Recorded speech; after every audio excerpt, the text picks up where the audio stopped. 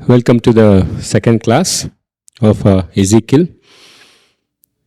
So let's pray.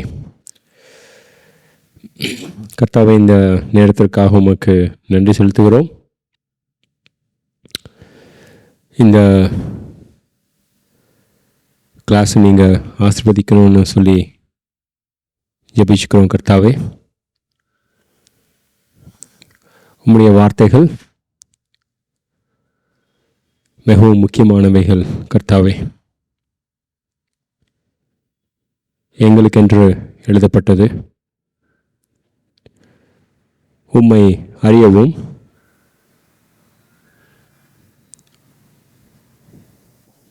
உமக்கு ஊழியம் செய்யவும் இது மிகவும் முக்கியமான பங்காக இருக்கிறது. கர்த்தாவே,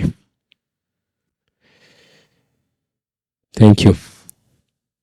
உம்மை துதிக்கிறோம், உம்மை ஆராதிக்கிறோம். இயேசு கிறிஸ்துவின் நாமத்திலே ஜெபிக்கிறோம். ஆமென். ஸோ போன கிளாஸில் கான்டெக்ஸ்ட் பார்த்தோம். அந்த ராஜாவினுடைய பேர் யோயாக்கீன்.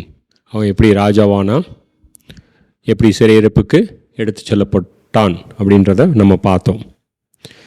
அதுக்கப்புறம் இல்லாமல் எசேக்கியேல் தேவனுடைய மகிமையை கண்டான். கர்த்தரானவர் எசேக்கியேலை அவருடைய ஊழியத்திற்கு அழைத்திருந்தார்.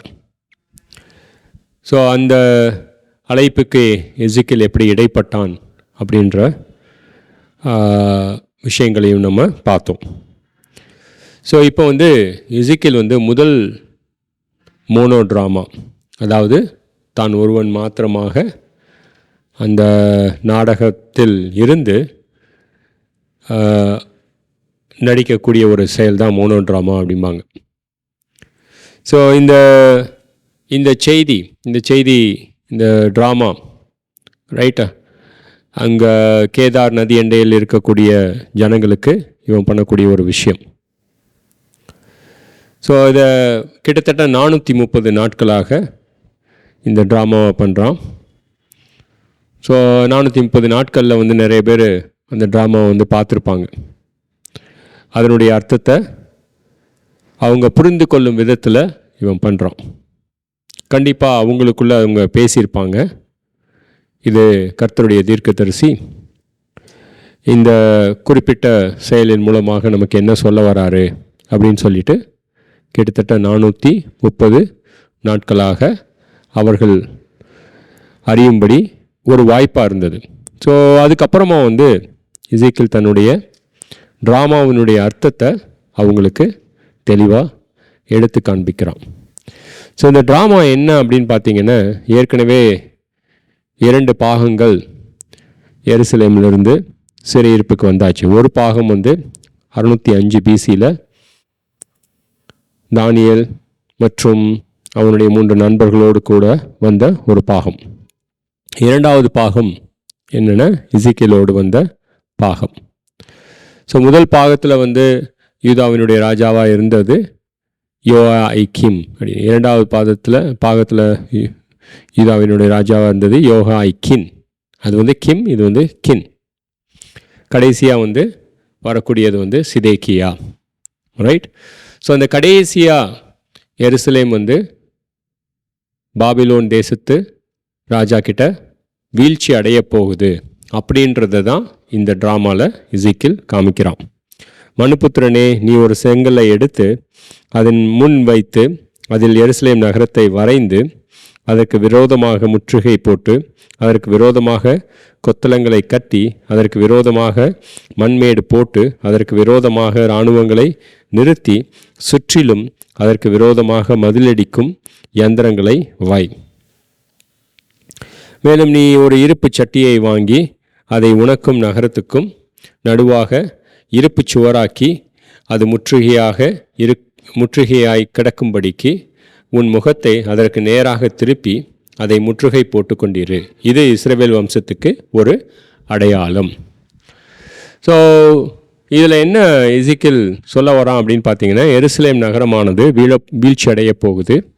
அதற்கு முற்றுகை போடுகிறாக இந்த பாபிலோன் ராஜா வரப்போகிறான், ரைட். ஸோ அந்த முற்றுகை கிட்டத்தட்ட 2 வருஷம் இருந்தது. அது சிதேக்கியாவின் காலத்தில் நடக்குது. இதில் தெளிவான செய்தி என்னென்னா, எருசலேம் வீழ்ச்சி அடைய போகுது. ஏன் இந்த செய்தி அவங்களுக்கு முக்கியமாக இருந்தது அப்படின்னு கேட்டிங்கன்னா, கள்ள தீர்க்கதரிசிகள் எகிப்து மறுபடியும் பெருசாகி பெரிய நாடாகி ஒரு வேர்ல்டு எம்பரர், உலகத்தை அரசாளக்கூடிய ஒரு நாடாக ஆகி பாபிலோனை அவர்கள் வீழ்த்தி மறுபடியும் இந்த பாபிலோன் தேசத்தில் இருந்த அந்த சிறையிருப்புக்காரவங்கள்லாம் எருசலேமுக்கு போயிடுவாங்க அப்படின்னு சொல்லி கள்ள தீர்க்கதரிசிகள் போதிக்க ஆரம்பித்தாங்க.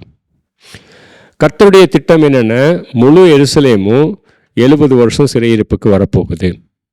இதை தான் எரேமியா அங்கே சொல்லிக்கிட்டு இருந்தார். இதை தான் எசேக்கியேல் இங்கே சிறையிருப்பு ஜனங்களுக்கு மத்தியில் சொல்கிறாங்க. ஆனால் இந்த ஜனங்கள் அதை கேட்கலை. கள்ள தீர்க்கதரிசிகள் வேறு மாதிரியான ஒரு செய்தியை கொடுத்தாங்க. என்ன செய்தி அது? கர்த்தருடைய பிரசன்னம் நம்மக்கிட்ட இருக்குது,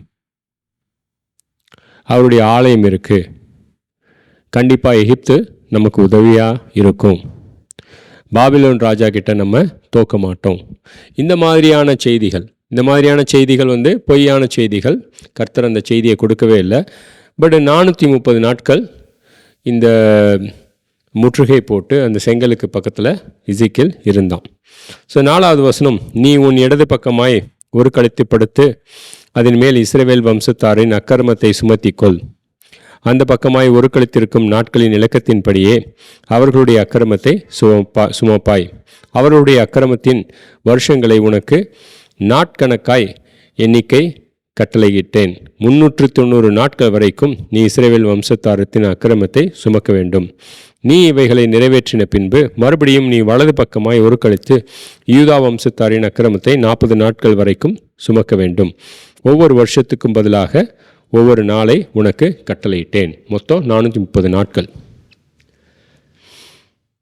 390 நாள் நீங்கள் இடது பக்கமாக ஒரு கழிச்சு படுத்து பாருங்கள். ரொம்ப இலகுவாக இருக்குமா? இருக்காது. ரைட்? அந்த நாட்கள் எதை குறிக்குது? கர்த்தர் இவங்களுடைய அக்கிரமத்தை சுமந்த நாட்கள். அதில் பார்க்கும் பொழுது கர்த்தருடைய பொறுமையை பார்க்குறோம். 390 வருஷங்கள் கர்த்தர் இந்த தேசத்தோடு போராடினார். அவருடைய அக்கிரமத்தை சகித்து கொண்டிருந்தார். ஸோ இந்த 390 வருஷங்கள் கர்த்தர் ஒவ்வொரு தேவ மனுஷனையாக அனுப்பினார். அந்த தேவன் மனுஷனுடைய செய்தியை இவர்கள் கேட்கவில்லை, அவங்க மனம் திரும்பலை. இதில் கர்த்தருடைய பொறுமையை மாத்திரம் பார்க்கல, பட் இதில் கர்த்தர் எந்த அளவுக்கு டிஸ்கம்ஃபர்ட்டாக இருந்தார், ரொம்ப கஷ்டப்பட்டார். ஆபிரகாம் மூலமாக இந்த ஒரு தேசத்தை நான் கொண்டு வந்தேன், இந்த தேசம் எனக்கு உப்பாகவும் வெளிச்சமாகவும் இருக்கும். ஆனால் இந்த தேசம் என்ன பண்ணுது? 1 சாமுவேல் 8 நாங்கள் உலகத்தை போல இருக்கணும்னு அப்படி ஆசைப்பட்டாங்க. கடவுள் இவங்களுக்கு உலகத்துக்கு வெளிச்சமாகவும் உப்பாகவும் இருப்பாங்கன்னு பார்த்தா இவங்க உலகத்தை போல இருக்கணும்னு ஆசைப்பட்டாங்க. எங்களுக்கு ஒரு ராஜா வேணும். சவுலை கொடுத்தார், அப்புறம் தாவீதை கொடுத்தார். தாவீதுக்கு அப்புறம் சாலமோன் அவன் தான் அந்த விக்கிரகத்தை ஆரம்பித்து வச்சான். 1 ராஜாக்கள் 11. தேசம் 2 பிரிஞ்சது சாலமோனுடைய காலத்துக்கு அப்புறம் இவர்கள் விக்கிரகத்தில் முழுவதுமாக இறங்கினாங்க. கர்த்தர் பழைய ஏற்பாடுகளில் தன்னை கணவனாகவும் இஸ்ரவேலை தன்னுடைய மனைவியாகவும் பார்த்துருப்பார். எப்படி கிறிஸ்து மணவாளனாகவும் சபையானது மணவாட்டியாகவும் இருக்கிறதோ அது போல. ஸோ மோசேயினுடைய உடன்படிக்கைக்கு எதிராக இவங்க விக்கிரக ஆராதனையில் இறங்கினதை அவர் எப்படி தெரியுமா பார்க்குறாரு? விபச்சாரமாக பார்க்குறாரு. ரொம்ப கொடுமையாக இருக்கும். எசேக்கியேல் 8வது அதிகாரத்தில் எசேக்கியேலை தேவனுடைய ஆலயத்துக்கு கூட்டிகிட்டு போவார். இந்த ஆலயத்துக்குள்ளே 70 மூப்பர்கள் என்ன பண்ணுவாங்க? அநேக விக்கிரகங்களை வச்சு அவங்க தலை குனிஞ்சு வணங்கிக்கிட்டு இருப்பாங்க. அதுவும் இல்லாமல் இன்னும் கொஞ்சம் பேர் சூரிய நமஸ்காரம் பண்ணிக்கிட்டு இருப்பாங்க. இது எங்கே நடக்குது? எசேக்கியேல் 8 ஆலயத்துக்கு உள்ளே நடக்குது. இது எதற்கு சமானம்? ஒரு மனைவி வந்து தன்னுடைய வீட்டுக்கு வரா, கணவன் வந்து தன்னுடைய வீட்டில் வந்து இன்னொருத்தனோட சயனித்து கொண்டு இருக்கிறான். வெளியில் ஹோட்டல் பண்ணினாலும் பரவாயில்ல, தன்னுடைய சொந்த வீட்டிலேயே. விக்கிரக ஆராதனை எங்கே நடந்ததுன்னா தேவனுடைய ஆலயத்தில் நடந்தது. எந்த அளவுக்கு அந்த மனைவி வந்து கஷ்டப்பட்டிருப்பா, மன கஷ்டப்பட்டிருப்பா. இந்த மன கஷ்டமானது ஒரு நாள் 2 நாள் இல்லை, கர்த்தருக்கு 390 வருஷங்கள், இந்த பக்கம் 430 வருஷங்கள். ஸோ ஒரு வசனத்தை நான் பார்க்குறேன் பாருங்கள். 6வது அதிகாரம் 8வது வசனம். நீங்கள் தேசங்களில் சிதறடிக்கப்படும் போது புறஜாதிகளுக்குள்ளே பட்டயத்துக்கு தப்புவாரை உங்களுக்கு மீதியாக வைப்பேன்.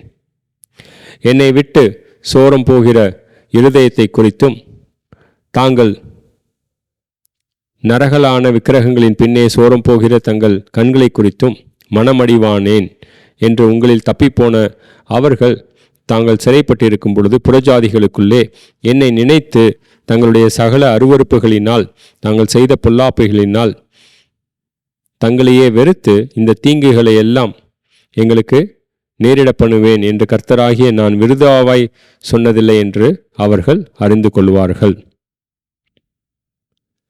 ஸோ தொடர்ச்சியாக இவர் பேசிட்டு வந்தார். அவர் சும்மா சொல்லிகிட்டு இருக்காரு அப்படின்னு சொல்லி இல்லை அப்படின்றத வந்து இவங்க சிறையிருப்புக்கு வந்ததுக்கப்புறம் புரிஞ்சுப்பாங்க. இந்த அருவருப்புகள், ரைட்? ஸோ இந்த அளவுக்கு கஷ்டப்பட்டு சுமந்ததை தான் நம்ம பார்க்குறோம். இன்னொரு பக்கம் என்ன நம்ம பார்க்கலாம் அப்படின்னு பார்த்தீங்கன்னா, எசேக்கியேலினுடைய அழைப்பு வந்து இலகுவான அழைப்பாக இல்லை. இந்த 430 நாளில் வந்து அவன் வந்து நடுவில் 7 நாள் லீவ் எடுத்துகிட்டு வெளில போல, தன்னுடைய மனைவியோட கர்த்தரே எனக்கு ஒரு ஹனிமூன் வேணும். அழைப்புகள் வந்து அவனுடைய கன்வீனியன்ஸ்க்கு பதிலாக இல்லை, ஏற்ற மாதிரி இல்லை. உண்மையுள்ள உக்கிரானக்காரனாக அந்த 430 நாள் இருந்தான். ஸோ இதுக்கப்புறம் என்ன பண்ணுறாரு? இந்த 430 நாளில் அவன் ஒரு செயலை செய்யணும். 8வது வசனம். இதோ நீ அதை முற்றுகை போடும் நாட்கள் நிறைவேறும் மட்டும் ஒரு பக்கத்தில் மறுபக்கத்தில் புரளக்கூடாதபடிக்கு உன்னை கயிறுகளினால் கட்டுவேன். நீ கோதுமையும் வார்கோதுமையும் பெரும் பயற்றையும் சிறு பயற்றையும் தினையையும் கம்பையும் வாங்கி அவைகளிலே ஒரு பாத்திரத்தை போட்டு உனக்கு அப்பம் சுடுவாய். ஐ திங்க் நம்ம இந்த அப்பத்தை பண்ணி நம்ம கிளாஸ்லலாம் டிஸ்ட்ரிபியூட் பண்ண போகிறோம்.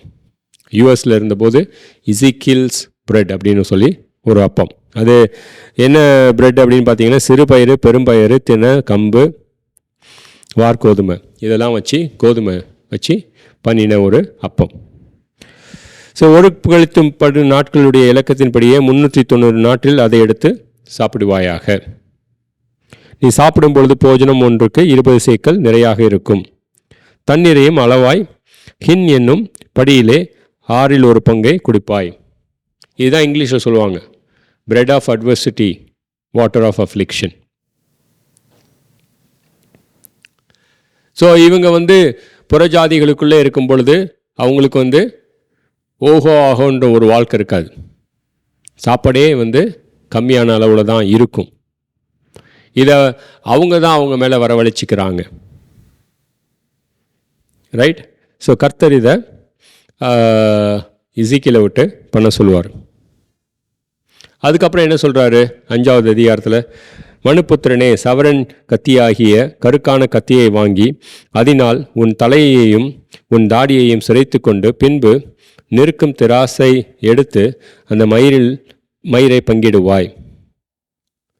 எசேக்கியேலை மொட்டைப்பட சொல்கிறார், தாடியை சிரைக்க சொல்கிறார். இது இஸ்ரவேலுக்கு வரப்போகிற அந்த நிந்தையை குறிக்கக்கூடியது. எந்த அளவுக்கு கிரியேட்டிவாக கர்த்தர் வந்து ஜனங்களுக்கு கம்யூனிகேட் பண்ணுறாரு பாருங்கள். இன்றைக்கி நம்ம ஒரு செய்தி கொடுக்கும்போது அந்த அளவுக்கு நம்ம கிரியேட்டிவாக இருக்கலாம். தலையில் மொட்டை போடணும்னு சொல்ல வரல, பட் கர்த்தரானவர் அந்த செய்தியை வந்து பக்குவமாக அந்த நபர் இருக்கிற இடத்துல அந்த நபரை புரிஞ்சுக்கிட்டு அந்த நபருக்கு அந்த செய்தியை நம்ம கம்யூனிகேட் பண்ணுறதுல ரொம்ப க்ரியேட்டிவாக இருக்கலாம். So God is creative.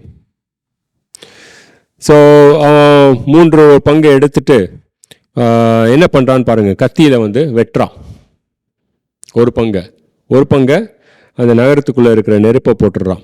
மிச்சம் ஒரு பங்கை காற்றுல அடிச்சிடுறான். ஸோ ஒரு பங்கு நெருப்பில் போகிறது, இன்னொரு பங்கு என்ன ஆகுது, கத்தியில் பட்டயத்தினால் சாக போகிறாங்க. இன்னொரு பங்கு என்ன ஆகுதுன்னா அவர்கள் 4 பக்கமும் சிதறடிக்கப்படுவார்கள். ஸோ அந்த சிதறடிக்கப்பட்ட ஒரு பங்கில் கர்த்தர் தனக்கு வச்சுப்பார். அதுலேயும் பாதி பேர் தீயில சாவாங்க, அதுலேயும் பாதி பேர் பட்டயத்தில் மடிவாங்க. 5:3 கொஞ்சம் மாத்திரம் எடுத்து அதை உன் வஸ்திரங்களில் முடிந்து வைப்பாயாக. பின்னும் அதில் கொஞ்சம் எடுத்து தீயின் நடுவிலே எரித்து அதை அக்னியில் சுட்டெரிப்பாயாக. அதிலிருந்து இஸ்ரவேல் வம்சத்தார் அனைவருக்கும் விரோதமாக அக்னி புறப்படும். கர்த்தராகிய ஆண்டவர் என்ன சொல்லுகிறார் என்றால், இதுவே எருசலேம், புறஜாதிகளின் நடுவே அதை வைத்தேன், அதை சுற்றிலும் தேசங்கள் இருந்தது. புறஜாதிகளை பார்க்கிலும் என் நியாயங்களையும் தன்னை சுற்றிலும் இருக்கிற தேசங்களை பார்க்கிலும் என் கட்டளைகளையும் அக்கிரமாக மாற்றி போட்டது. அவர்களின் நியாயங்களை வெறுத்து என் கட்டளைகளில் நடவாமல் போனார்கள். ஆகையால் கர்த்தராகிய ஆண்டவர் சொல்லுகிறது என்னவென்றால், உங்களை சுற்றிலும் இருக்கிற புறஜாதிகளை பார்க்கிலும் அதிகரிக்கிறவர்களாய் நீங்கள் என் கட்டளைகளிலே நடவாமலும் என் நியாயங்களின் படி செய்யாமலும் உங்களை சுற்றிலும் இருக்கிற புறஜாதிகளுடைய நீதி நியாயங்களின் படியாவது நடவாமலும் போனபடியினாலே, இதோ நான் உனக்கு விரோதமாக புறஜாதிகளின் கண்களுக்கு முன்பாக உன் நடுவிலே நீதியை செலுத்தி நான் முன்பு செய்யாததும் இனி செய்யாதிருப்பதுமான விதமாய் உனக்கு உன் எல்லா அருவருப்புகளின் நிமித்தமாக செய்வேன். இதுதான் செய்தி. ஸோ இந்த செய்தியை எசேக்கியேல் அந்த கேதார் நதி அண்டையில் இருக்கக்கூடிய ஜனங்களுக்கு கொடுத்தான்.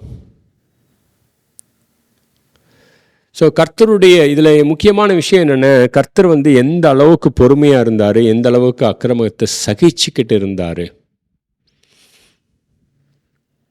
ஸோ இந்த ஒரு உறவு துண்டிக்கப்பட்டதுன்றதை ஒசியால பார்க்கும் பொழுது எப்படி பார்க்குறோன்னு தன்னுடைய மனைவி கணவனுக்கு எதிராக செய்த அந்த விபச்சாரத்தனத்தை பார்க்குறோம். அம்மாதிரியாக இஸ்ரவேலர்கள் நடந்து கொண்டார்கள். ஸோ அதில் பெருசாக கர்த்தருடைய இருதயம் பாதிக்கப்பட்டது. எசேக்கியேல் ஒரு காவலாளன், ரைட்? அவன் எந்த மாதிரியான செய்தியை கொடுத்தான்? ரொம்ப கஷ்டப்பட்ட செய்தியை கொடுத்தான். ஏதோ சந்தோஷமாக உங்களுக்கு கர்த்தர் நியாய தீர்ப்பு கொடுப்பாருன்னு அந்த அளவுக்கு அவருடைய இருதயம் நொந்து போயிருந்தது, கர்த்தருடைய இருதயம். ஸோ சம்டைம்ஸ் சொல்லுவாங்க, பழைய ஏற்பாட்டினுடைய தேவன் ரொம்ப கொடூரமான தேவன். இல்லையே, நொறுங்குண்ட இருதயத்தை கொண்டிருந்தார், ரொம்ப வலியோடு இருந்த தேவன். ஈவன் இந்த பட்டயத்தை அனுப்புனது கூட நீங்கள் 21வது அதிகாரத்தில் பார்த்தீங்கன்னா, இந்த பட்டயமானது அவர்களை சுத்திகரிக்க தான் அனுப்பிச்சார். ஏசாயா 1 சொல்லுவார், வெள்ளியை நெருப்பில் போட்டு அந்த ஈயத்தை நீக்கி சுத்தமான வெள்ளியை எடுப்பேன் அப்படிம்பார். நம்ம அதை நியாய தீர்ப்பாக பார்க்குறோம். பட் ஆனால் கர்த்தர் எப்படி பார்க்குறாருன்னு, என்னுடைய ஜனங்களை நான் சுத்திகரிக்கக்கூடிய விதமாக அதை காண்கிறேன் அப்படின்றார். வேற வழியே இல்லை. அவர்கள் மனம் திரும்பி இருக்கலாம் இந்த செய்தி நிமித்தமாக. அந்த செய்தி கொடுக்கும் பொழுது மனம் திரும்பாதது நிமித்தமாக கர்த்தர் என்ன சொல்றாரு, 70 வருஷம் நான் உன்னைய பாபிலோன் தேசத்துக்கு எடுத்துட்டு போவேன், அங்கே உன்னைய விக்கிரகத்திலிருந்து ஃபுல்லாக சுத்திகரிக்க செய்து மறுபடியும் கூட்டிட்டு வருவேன் அப்படின்றார். ஸோ இன்ட்ரெஸ்டிங்கான சாப்டர்ஸ் தான் 4வது அதிகாரம் 5வது அதிகாரம்.